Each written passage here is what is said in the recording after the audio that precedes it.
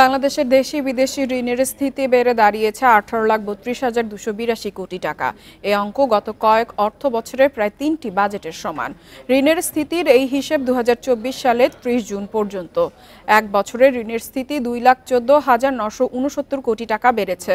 অর্থ মন্ত্রণালয়ের অর্থ বিভাগের পক্ষ থেকে বৃহস্পতিবার প্রকাশ করা সরকারের ঋণ সংক্রান্ত ত্রৈমাসিক বুলেটিনে এসব তথ্য তুলে ধরা হয়েছে। তথ্য অনুযায়ী দেশি বিদেশি মোট ঋণের মধ্যে অভ্যন্তরীণ ঋণের পরিমাণ এই প্রথম 10 লাখ কোটি টাকা ছাড়িয়েছে।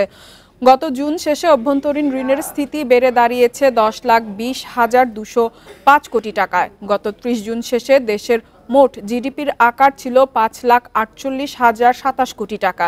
সেই হিসেবে জিডিপির তুলনায় ঋণ দাঁড়িয়েছে 36.30%।